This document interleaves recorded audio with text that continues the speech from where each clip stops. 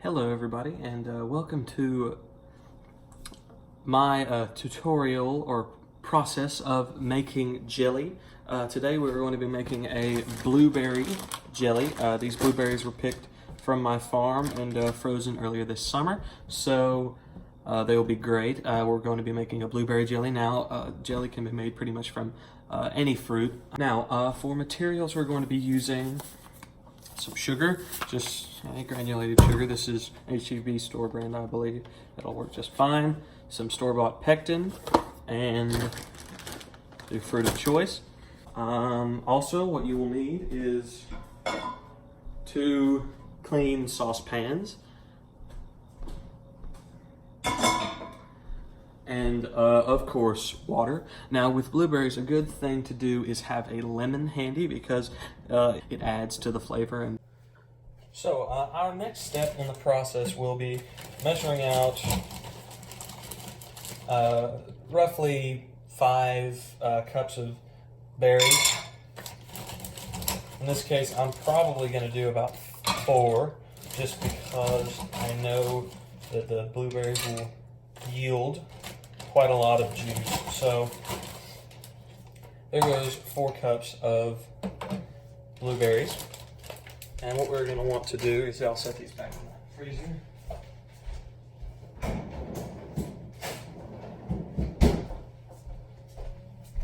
Now you can do stuff that's frozen or fresh. It really doesn't matter. Obviously fresh will work a little bit better, but we shouldn't have any problems using frozen berries. So there we have the nicely spaced in the pan, and you will cover them only just with water.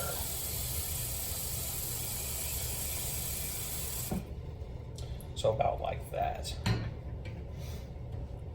Then you will, of course, turn on the heat.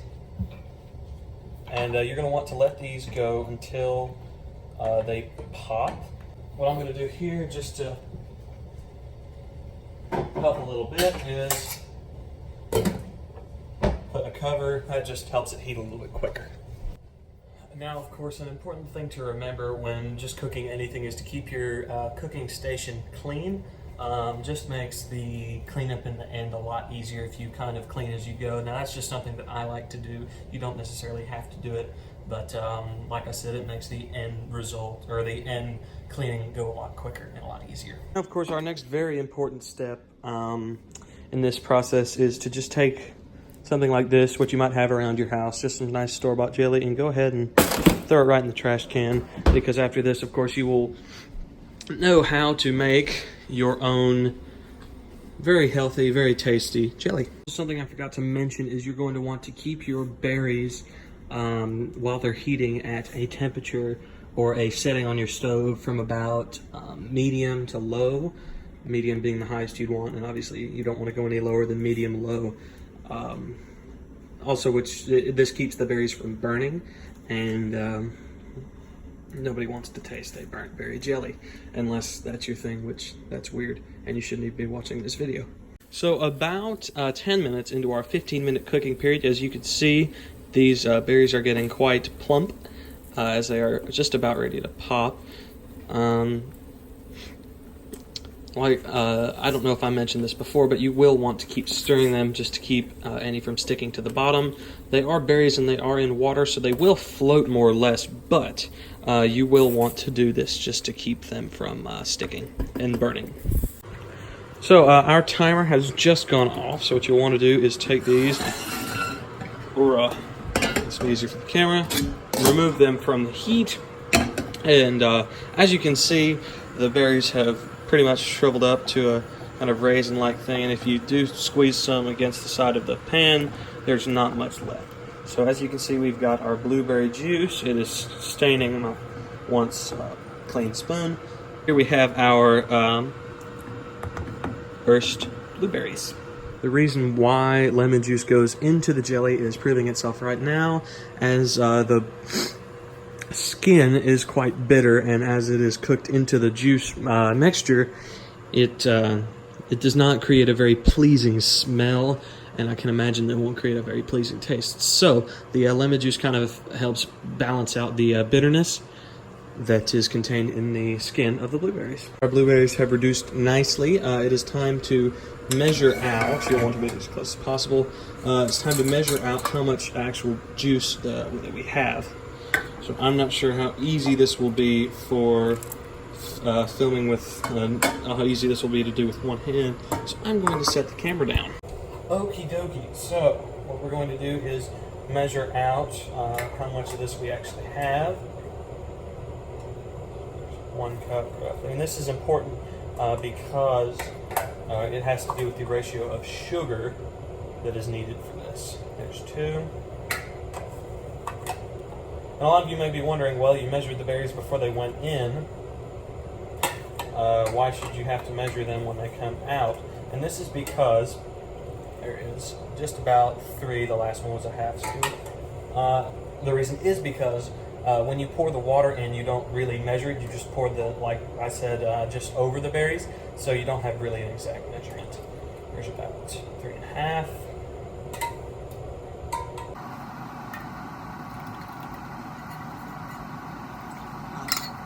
So all in all, we have about 4¼ cups of juice and berry going in. So that would probably actually be about 3.5 cups of juice. What you're going to want to do next is, I guess I could use this, is kind of squish the leftover berry skins, I guess you could call it, squish them down and try to get that last little bit of juice and moisture out of them because you want to use whatever you have. So like I said, we have about 3.5 cups of actual juice in the next clean saucepan, and this looks quite horrifying, I have to say. So as I referred to in my essay, what you're going to want to do right now, after this step, is to add in the sugar and, of course, the lemon juice, which does indeed separate it from a miserable Slavic gruel known as kompot, which is pretty much just boiled fruit in water. It does not taste very nice. It's quite bitter, but you know the Russians, how funny they are. Our next step is kind of quick, a little bit quicker pace than the last few. So what I've done is gone ahead and measured out our exact amount of sugar. One kind of important thing to do is this mixture will foam once I add in the pectin. So one thing that you can do, it's an option, doesn't really, which is why I didn't explain about it before, but it doesn't really matter, is you can put a very small amount of butter into the mixture to keep it from foaming up as badly. Next step is to get your package of store-bought pectin. You're going to want to turn the stove onto high because you will, to stir in this butter, because you will need to get this mixture to a rolling boil. So, another thing, you're going to want to have your saucepan about 1/3 full because you're adding in quite a bit of sugar, and this will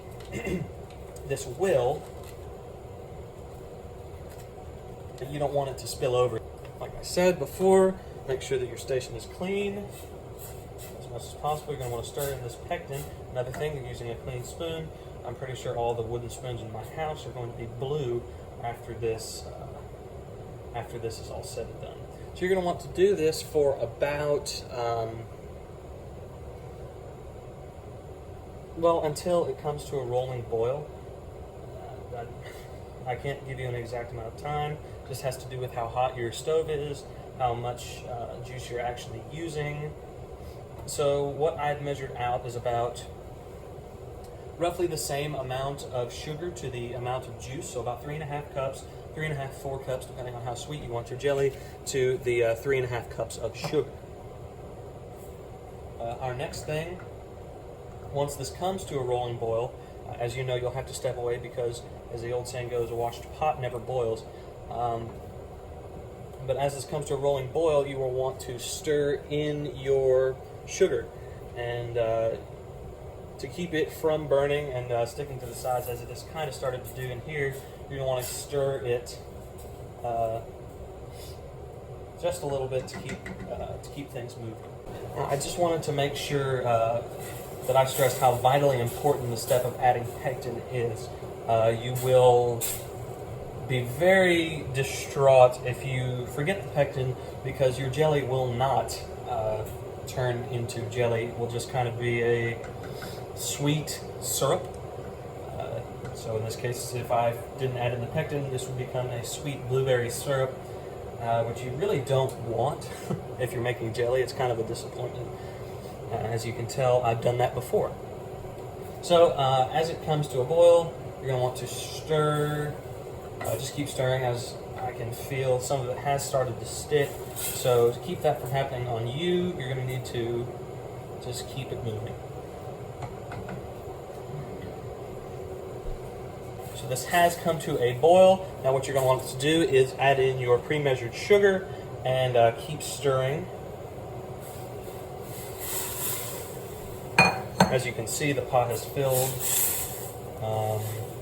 well, quite a lot. The pan, saucepan is the proper terminology. It is, for all intents and purposes, a pot. Be careful.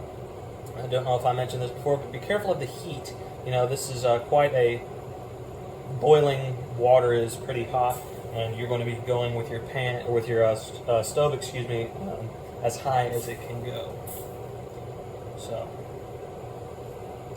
keep stirring until the sugar is dissolved into a full rolling boil, like we had just a minute ago before we stirred in the sugar. And then once that happens, be sure to break up any sugar clumps that are starting to form, like this one here. You don't want that. Then you're going to let it boil. Just keep stirring it for about a minute. Like I said, at a full rolling boil.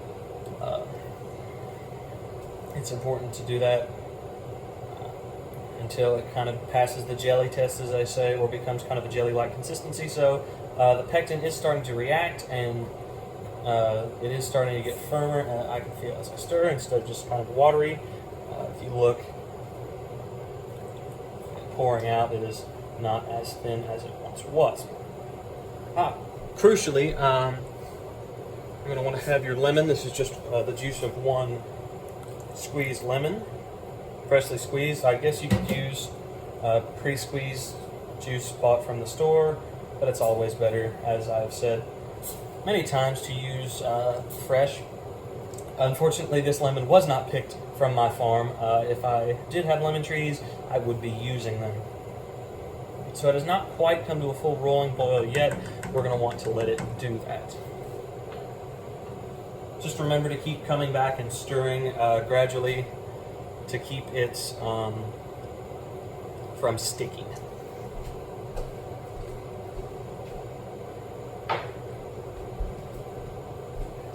Now, as you'll know with sugar, like I just mentioned with the sticking, the sugar and the pectin, it is starting to become jelly, and you will not want it sticking to the pan. Instead, you'll want it sticking to a biscuit later on. Around this point, while you're letting it come to a boil, it would be wise to get out your method of storage for the jelly. Since this will be consumed fairly quickly, I'm just going to use Tupperware containers like this here. You can use that if it's going to be consumed in about 2 to 3 weeks. You won't want it sitting in the refrigerator for any longer than that if it hasn't been properly sealed. However, if you are going to can or jar into just regular mason jars, that will last about 12 to 18 months in storage, which is obviously nice, but it's going to be so good you won't be able to resist it. And trust me, once you've had homemade jelly, you really won't want to go back.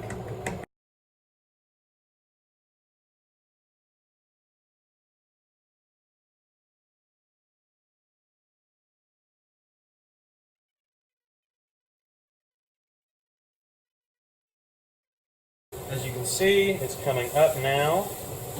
I want to turn the heat off. and get your storing device ready. Next up, you're going to want to take this foam, which has a curd on top, which has accrued, I guess, on top, and you're going to want to take that and just do a weight with it.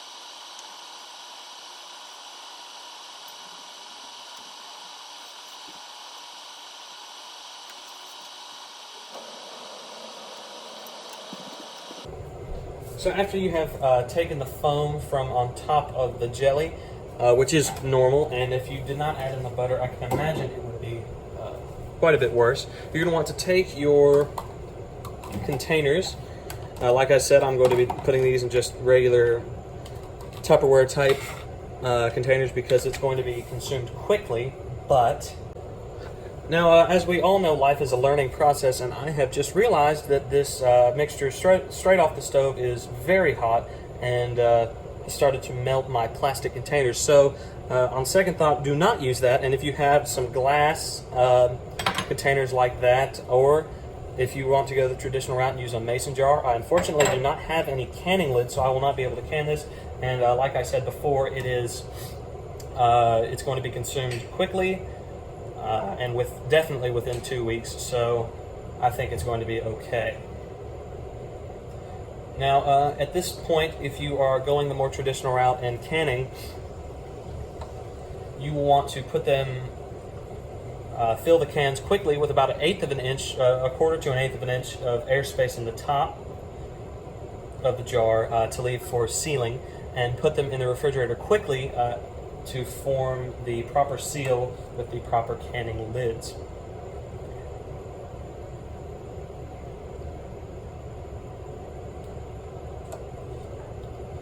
I don't know if you can see this here, but it is starting to gel up on my ladle, which is a good sign.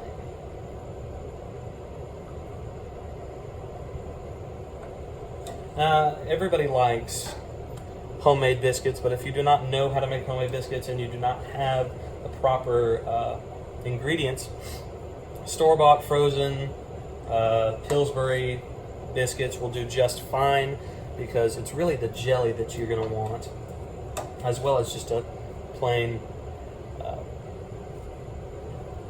piece of toast. I guess this is more of an excuse.